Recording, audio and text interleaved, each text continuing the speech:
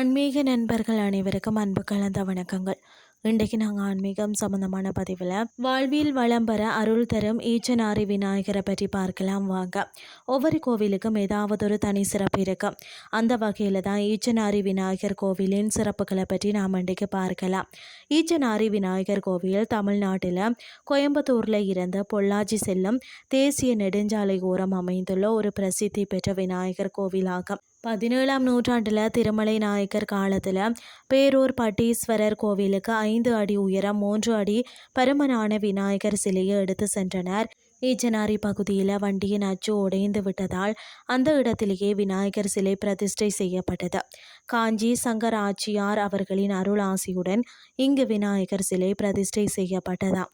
ஈச்சனாரி விநாயகர், விக்னேஸ்வரர், பிள்ளையார், கஜமுகன் போன்ற பல்வேறு பெயர்களால் அழைக்கப்படுகிறார். ஈச்சனாரி விநாயகர் கோவில் 3 நிலைகளை கொண்டது. இந்த கோயிலில் முதல் நிலை விநாயகர், முருகன், துர்க்கை, லிங்கோத்பவர் உள்ளிட்ட பிற தெய்வங்களின் சந்நிதிகளும் இருக்கிறது. 2ஆம் நிலையில் ராஜகோபுரம் மற்றும் கொடிமரம் இருக்கிறது. 3ஆம் நிலையில் கற்பகிரகம் மற்றது அர்த்த மண்டபமும் உள்ளது. ஈச்சனாரி விநாயகரை வழிபட்டால் பார்த்தீங்கன்னா கல்வியில் சிறந்து விளங்கலாம், திருமணம் விரைவில் நடக்கும், தடைப்பட்ட வேலைகள் விரைவில் நடக்கும் என நம்பப்படுகிறது. குழந்தை பேர் இல்லாத பெண்கள் ஈச்சனாரி விநாயகருக்கு நெய் விளக்கு ஏற்றி வழிபட்டாலே விரைவில் குழந்தை பிறக்கும் என்றும் கூறப்படுகிறது.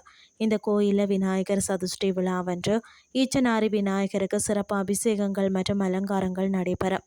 இன்றைய ஆன்மீகம் சார்ந்த பதிவு உங்களுக்கு பிரயோசனமாக அமைஞ்சிருக்கும்னு சொல்லி நானும் நம்புகிறேன். இதே மாதிரி மற்றும் ஒரு ஆன்மீகம் சார்ந்த பதிவோடு உங்களை சந்திக்கிறேன். நன்றி.